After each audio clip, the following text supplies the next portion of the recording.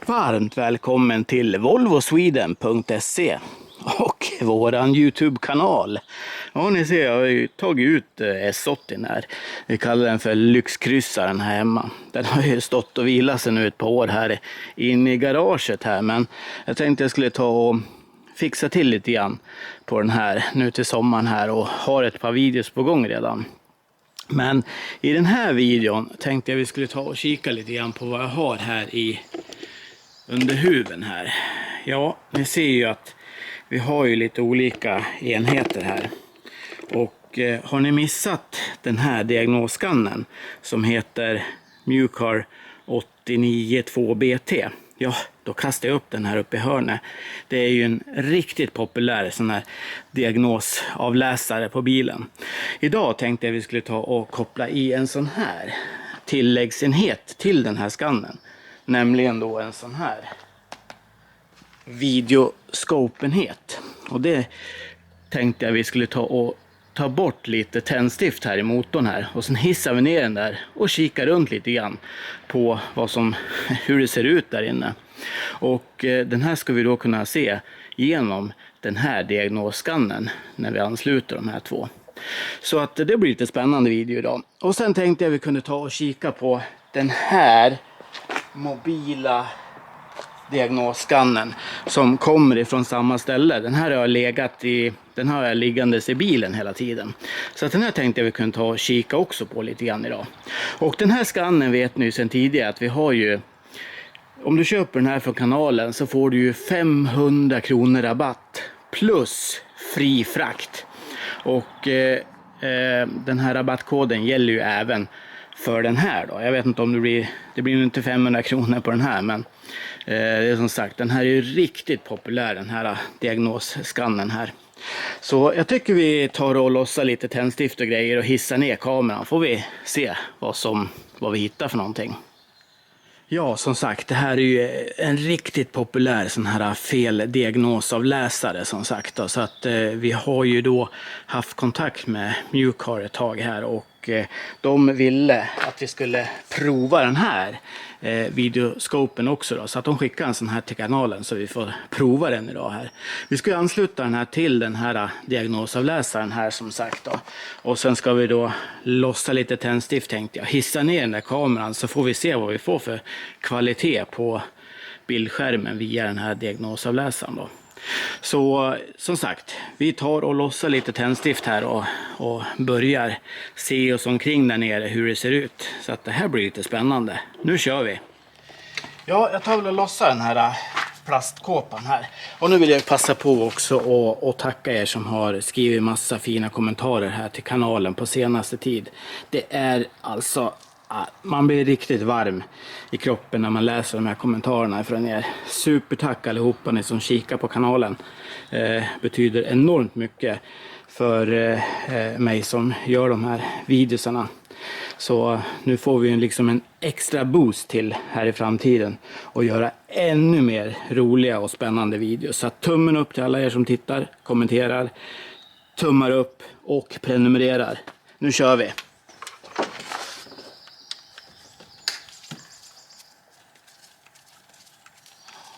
Och de här är ju då T30 på den här plastkåpan. Jag tror det är även på V70 också. Och det är väl lite underligt kan man tänka när de kör T25 på alla andra torkskruvar. Så att det här är ju lite annorlunda än vad som brukar finnas standard på Volvo som sagt. Jag fortsätter att skruva av den här plastlocket så startar vi kameran sen. Ja, då tar vi och lossar den här kåpan då. Jag tog bort både kamremskåpan här och de här plastgrejerna som finns här. Så gör vi då. Lägger dem på sidan. Ni vet hur det brukar se ut under de här plastkåporna här. De här kabelskydden, kabelstrumporna, det är ganska vanligt att de ruttnar och det ligger smulor utav de här överallt under huven här. Men som ni ser här är det ju riktigt vackert och fint här. Så de här har jag gjort ordning en gång tidigare. Så att det varit riktigt snyggt och fint här. Så att jag kastar upp den videon här uppe. Så kan ni ju kika på den efter den här videon. Men nu tycker jag att vi lossar på tändspolen här och tändstiften. Och sen tar vi och tar fram kameran. Här får vi se vad vi hittar på för någonting. Ja, jag tror vi börjar med cylinder 1 här va. Vi kör väl den första utav de här. Får vi se här. Och då ska vi ta fram en 10 mm hylsa här också. För de här tändspolarna sitter ju med en 10 mm bult här. Så jag ska gå och hämta en sån. Så ja.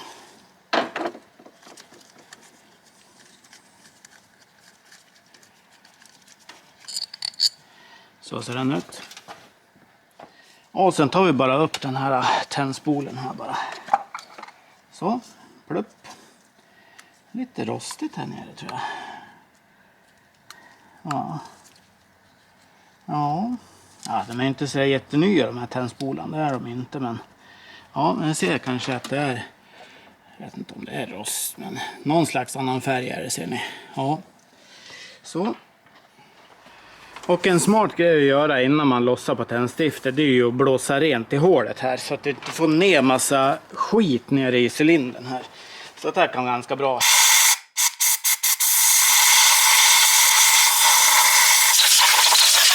Där va. Så då ska vi se här. Hur den här sitter. Ja, den satt ju inte hårt alls.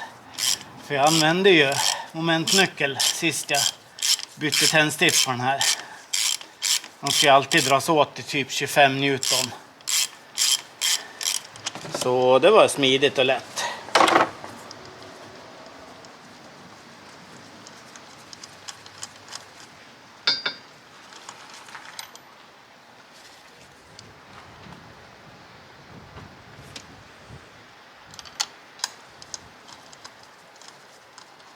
Så, jag ska hämta en magnetpinne också så vi får upp den där.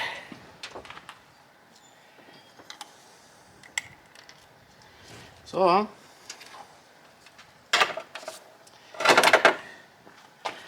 Ja, den har inte blivit använd på flera år den här bilen. Så att det är ju, ja, minns inte ens att det var typ såna här tändstiften en gång att jag satte dit. Men ja, nu ska vi hissa ner kameran där nere så får vi se vad vi ser för någonting, hur det ser ut och vad vi får för kvalitet på den här videoscope-kameran här. Så att nu tar vi fram och plockar upp den här kameran tycker jag och ansluter den till den här diagnosskannen här. Så där då ska vi ansluta den här kameran då till den här skannen tänkte jag. Och då ser den ut på det här viset här. Så. Och då har vi ju bara USB direkt in i den här. Och vi kopplar i den här då. Sådär, och då kopplar vi bara i den här som sagt då. Och ni ser också att den som är så bra med den här, det är att det är magnetisk port för liksom den här OBD2-dongen här. Den sitter ju fast här så att man inte tappar bort den. Det är också riktigt smidigt. Sådär, då har vi ju anslutit den här kameran här då. Och ni ser ju hur den här ser ut lite grann här. Och den här kan man ju då veckla ut den här. Den sitter något skydd här för linsen. Den tar vi bort då. Så där vi ska göra bort den rackaren här. Så. Och sen har vi ju då själva för ljuset här ser ni. Kanske kan se här i hur man, ni ser när jag ökar ljusstyrkan lite grann här. Så det är rätt så smidigt. Och här har vi då en knapp om du tänker ta, liksom om du behöver en bild på det du ser. Finns det en snabb knapp här.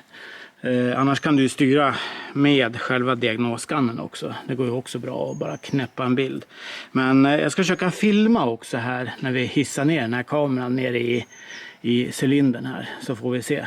Men nu har vi i alla fall anslutit den här kameran då. Så att nu ska vi kunna ha en liten bild här tror jag på det här. Så att vi ska se. Då har vi ju mer här ska vi se.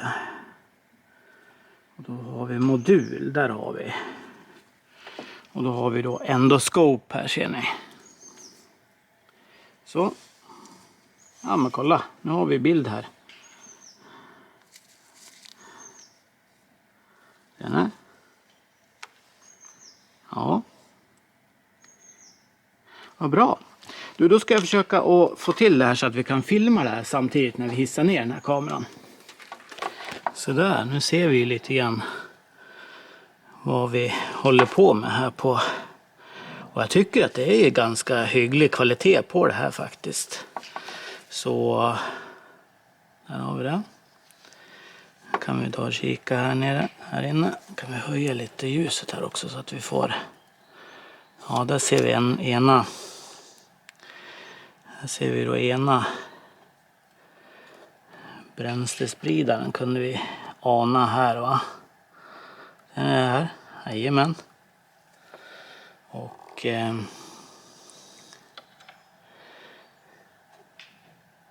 ja, ska vi hissa ner den här i cylindern här, ska vi kika lite grann. Men jag ska försöka få det så att vi kan spela in vad som händer på skärmen här också.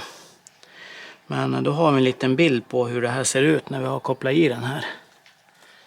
Så där, vet du vad vi gör? Vi tar och hissar ner den här i spolarvätskebehållaren bara för att se hur mycket vi har i den här. Det blir lite spännande. Och då tar vi och filmar det där också. Så att vi kan se vad vi har här. Ja, det är ju filtret där som sitter. Jag kommer ju inte ända ner där. Men det blir rätt så hygglig kvalitet på bilden, eller hur? Det tycker jag. Jag tror att den här kostar någonstans på en 500-lapp har jag för mig. Så sen har den då 10% på det. Men jag tycker det är ganska hygglig bild. Så då kan man ta bort lite ljus här också, ser ni. Så ja, jag ska sätta igång skärminspelaren här också så att vi har den på sidan här också. Så att vi ser vad vi har här. Så att nu hissar vi ner den här i.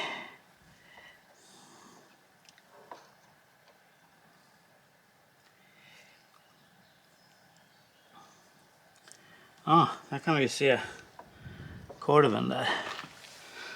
Så ja, kolla. Perfekt här. Och den är ju nästan längst ner tror jag. I läget där. Om ni kan, se om vi kan försöka ha upp den här lite grann. Så va. Jag tror ni ser bättre på här vid skärminspelaren här som jag lägger upp här. Men, och sen kan vi då styra lite ljus här, ser ni. Så det är ju rätt okej här. Ja, korven ser ganska, ja, den ser ut som vanligt. Inte sprillans. Men sen har vi ju själva väggarna här också, ser ni. Cylinderväggen här. Ja, jag ser lite repor som sagt då. Men ja, den har ju gått lite över 20 000 mil den här Volvon. Så att det är kanske inte så. Det är så små. Och sen vi då kika för att se om vi ser några skador här på korven här uppe. Men det ser jättefint ut. Som sagt.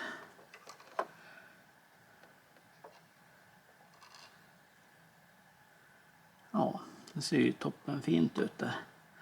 Så att för en 500-lapp så tycker jag den här kameran är rätt okej faktiskt. Ja. Ja, vi hissar upp den här igen. Nu har vi i alla fall tagit lite bilder här. Vi kan ta en liten fast bild på den där också. Nu ska vi se. Så över då. Så kan jag lägga upp den också här på sidan här. Så har ni bilden där på den. Att, ja, jag hissar upp den här. Så. Vad bra. Ja, vad paketet innehåller då? Ja, det är ju då själva den här kameran då som sagt. Men det jag gjorde lite fel, det var att skruva av den här. Så att det höll på att gå illa här. Skruvar man av den här första här, ja då kan den nästan trilla iväg den här lilla första plutten här. Så den här hatten sitter ju bara som skydd. Så att ni vet det. Så ska jag säga här. sen har vi då, jag tror även att man kan koppla i den via en Android eller en iPhone här, eftersom det finns ju USB-adapter här och lite sånt. Så kan man använda telefonen som skärm istället.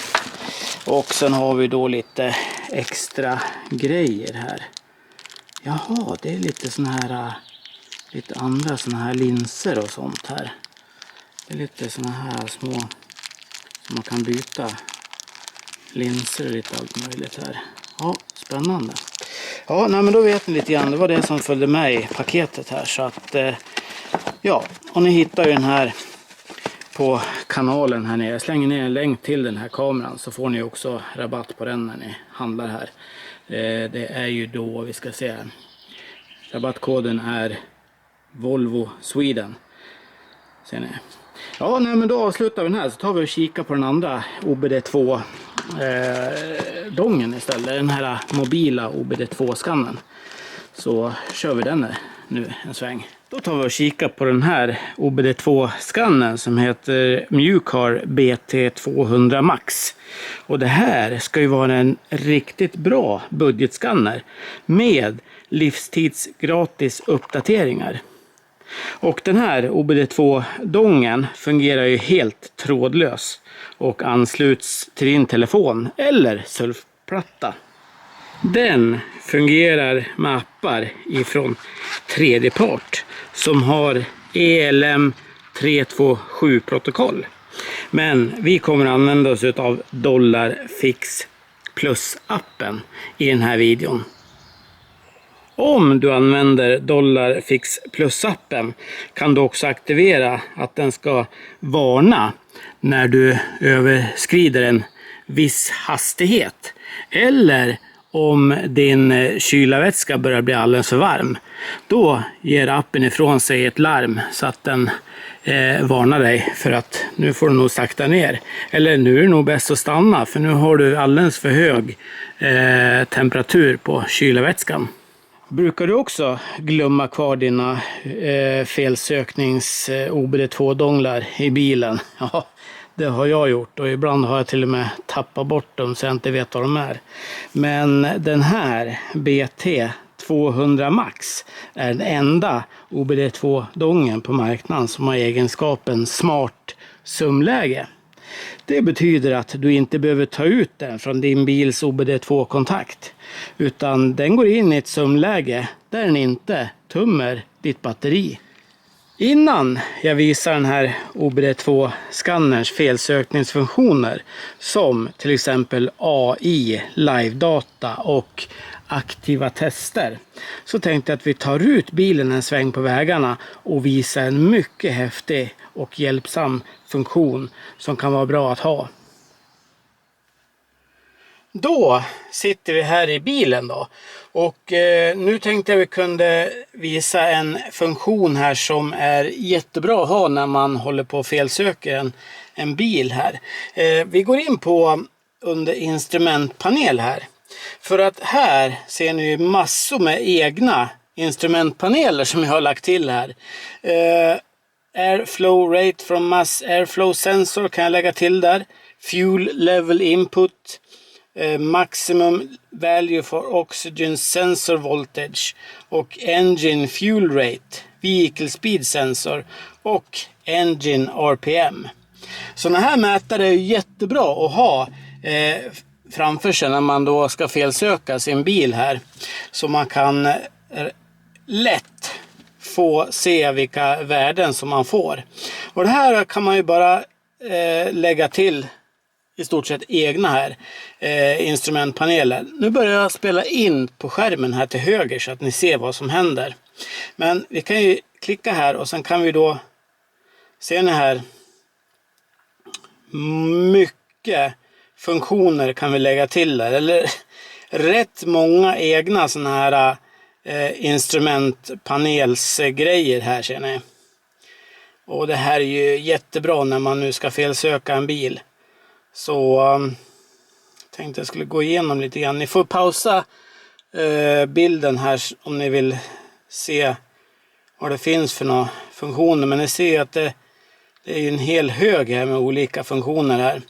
Och vi kan ju då välja en till exempel, vi kan ta kylarvätskan här bara för skojs skull där. Lägger vi till den. Sen då får vi liksom en egen liten mätare där på den. Lägg till instrumentpanel. Och här kan vi kan ta motorvarvtalet bara för att göra det lite enkelt för oss här. Och den behöver ju inte vara cirkulär utan den kan vi ta som vanlig digital här. Ser ni? Vi tar en till här. Lägg till instrumentpanel. Och ignition, timing, advanced, intake, air temperature, okej.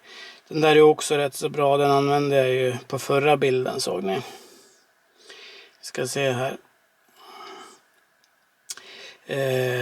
Här har vi då, ja här, den är också bra. Number of warm-ups since DTC's clear. Det är alltså hur många gånger man har värmt upp bilen så man nollställer alla felkoder så att säga.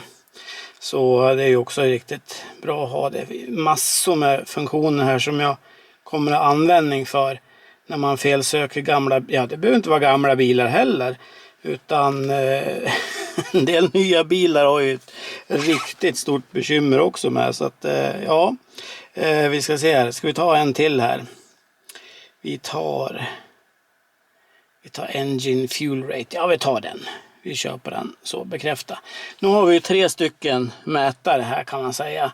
Så nu ska jag starta bilen här så OBD2-dongen får aktivera sig. Så ska vi se här. Det kanske är så att vi inte ens behöver köra här utan det här kommer ju bli siffror även när vi står på tomgång lite grann. Så att jag stoppar och sen startar jag igång bilen här bara lite grann här. Så ska vi se vad vi har för någon. Eller vi har en nyckel här. Så, startar vi den. Så. Jag pausar det en stund här. Så där, då ser ni ju mätarna här på plats här. Då har vi tomgången på här då. Och lägger på lite så ni ser att det ändras ju siffrorna där. Och det här kan man kan ha ganska många såna här egna instrumentpaneler här på skärmen. Om man vill. Och sen är det ju bra också att man ställer den här vid så att man inte störs när man är ute och kör. Men då har vi sett lite grann på den funktionen. Och det tycker jag är en ganska bra funktion att ha på en sån här skanner faktiskt. Nu bytte jag ut den där sista kanske ni märker. Ni som är lite uppmärksamma, det brukar ju ni vara. Men jag valde den här intake air temperature istället för vad det nu var vi hade där som den visar 0 där. Men nu får vi lite siffror på den med när vi gasar så här. Ja, bra. Då har vi kört den här funktionen. Då har vi kommit till det här roliga momentet nu när vi ska prova de här felsökningsfunktionerna som den här har. Den har ju då sin AI, Artificial Intelligence, och den har också då live-data här. Och sen har vi då till sist de här aktiva testerna. De här 3 olika hjälpmedlen ska vi då testa i den här videon då. Och i de här, ni ser de här 2 bilarna här. Den ena bilen har lite lättare fel än den andra. Så att vi ska försöka att hitta och lösa något av felen med den här OBD2-skannen här. Jag tycker att vi startar med och hoppar in i V70 direkt här. Så får vi se vad den kan hjälpa oss med för någonting. Ja, då sitter vi här i V70 nu då här och ni ser ju då att jag har ju då handbromsen är ju uppdragen här, den är ju i här. Men brukar man inte få en liten lampa här om att handbromsen är aktiverad? Det tror jag nämligen. Så det spelar ingen roll hur mycket som jag släpper på den här. Vi får ju inte fram någon lampa hur den är här, så att någonting är ju galet här. Och det är frågan om det här är om lampan är trasig i instrumentpanelen här. Ja, det kan vi ju ganska lätt ta reda på med hjälp utav den här OBD2-dongen. Så att jag ska visa er hur. Ja, vi ansluter OBD2-dongen här i uttaget här. Så ska vi ta och starta igång Dollarfix Plus-appen. Sådär, jag tror vi väljer då, vi ska in på DIM här. Tänkte jag, Driver Information Module, och den är ju då den här instrumentpanelen som vi pratar om då. Så vi startar väl igång den där.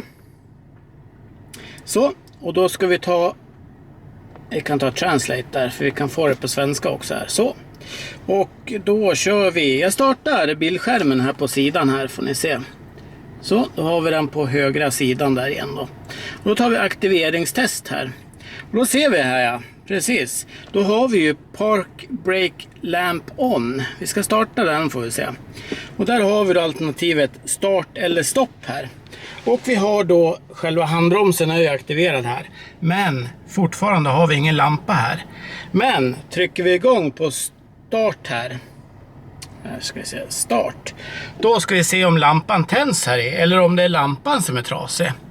Så nej, titta. Nu fick vi dit den här parkeringsbromslampan där. Och han säger då att nu har vi gjort färdigt det här aktiveringstestet. Så okej. Och då kan vi då också ta bort den där genom att välja på stopp här. Så gör vi då stopp. Och då försvinner ju lampan här i instrumentpanelen. Så då vet vi att då är det ju inte lampan det är fel på här inne. Utan då är det säkert någonting med den här lilla, ja, med den här lilla aktiveringsgrejen, fjädern här inne. Så vi får kika på det. Men nu har vi i alla fall löst ett fel med hjälp av den här skannen. Och det var ju enkelt. Ja, då har vi löst det där felet med V70. Det var ju ett litet enkelt fel där, men jag har nu lite mer koll på vad det kan vara som strular i den här. Nu hoppar vi till den här Volvo S80. Den här har ju ett mer avancerat problem, men jag har ju simulerat lite grann här. Så att jag har ju då tagit bort en liten kontakt här under motorhuven här. Så får vi se vad vi kan få för hjälp utav den här OBD2-skannen. Så vi hoppar in i S80 och kör vidare nu med felsökningarna.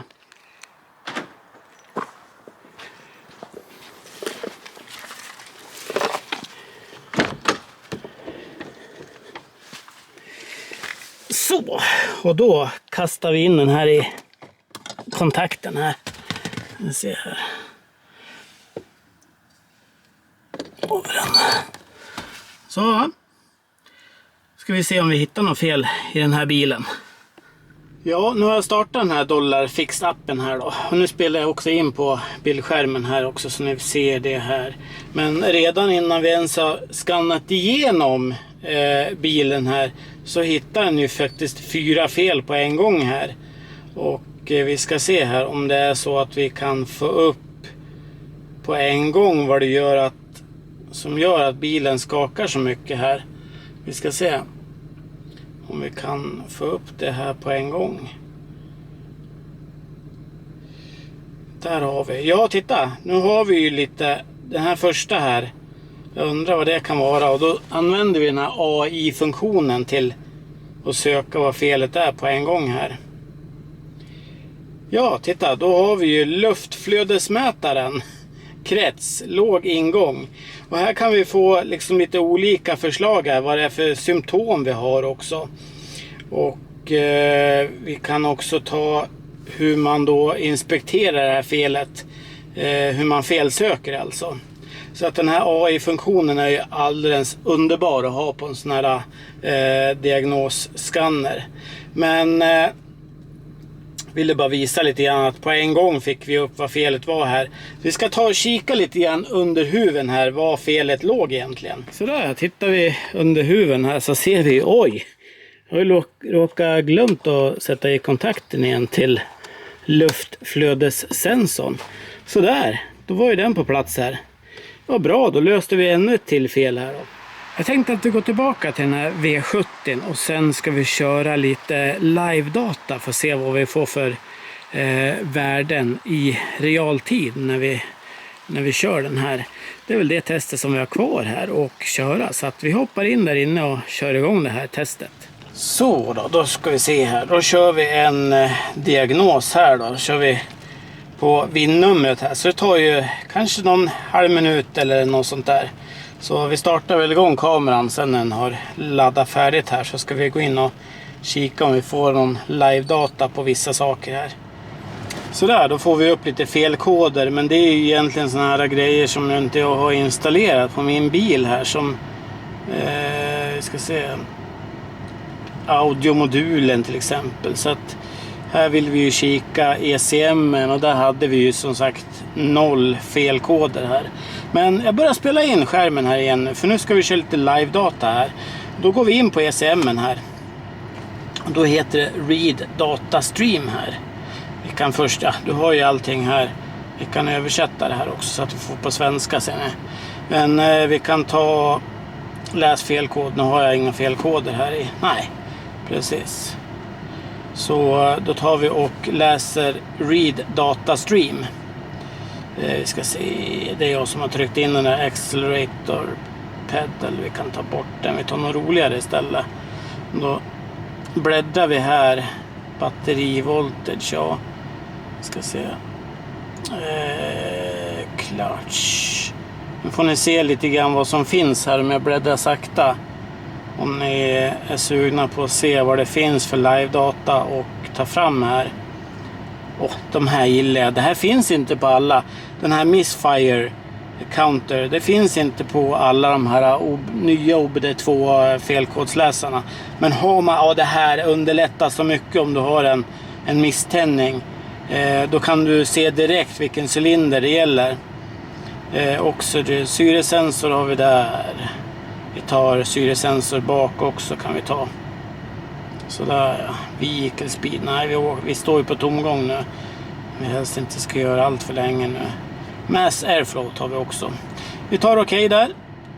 Och då ser vi ju, här har vi alla, kan vi ju se alla värden i realtid här. Så vi går in på oxygen sensor här. Då ska jag lägga foten på gasen en sväng här, får ni se hur den här ändras här. Ska se, kolla. Och hade nu inte syresensorn fungerat här, då hade vi bara fått ett rakt streck här. Men den funkar ju jättebra, säger jag. Så det här är liksom live-data. Och här kan du då välja hur mycket som helst egentligen här på live-data. Och sen kan vi då trycka på rapport här om vi vill ha det i PDF till exempel. Där, create PDF. Ja, sådär. Då kan vi ladda den, spara den som PDF till exempel. Och ja, det var lite live-data här. Så ja, nej, men det är som sagt, jag hoppas att videon visar lite bra på den här OBD2-skannen. För jag tycker att den var faktiskt riktigt bra den här. Den här kommer jag ha liggandes i bilen nu. För ibland när man har ut och åkt ibland, då får man upp den här motorlampan ibland. Och då blir man ju liksom, vad nu då? Ja, då har man den här liggandes i bilen. Den här mobilen. Så kan vi ta fram bara och kika vad det är för motorlampan tänds ibland. Det är ju irriterande när man måste åka ända hem och man är borta i Norge någonstans. Men har man den här i bilen så kan man ju få lite hjälpmedel under färdens gång om man tycker att man behöver. Ni som är sugna på den här, ja, jag kastar ner länken här nere i beskrivningen. Och sen har ni då 10% rabatt i alla fall från kanalen här. Och rabattkoden är också så ni har den här. Men hoppas ni gillar filmen. Tryck gärna en tumme upp. Glöm inte prenumerera, så ses vi i nästa video. Tack för mig. Hej på er!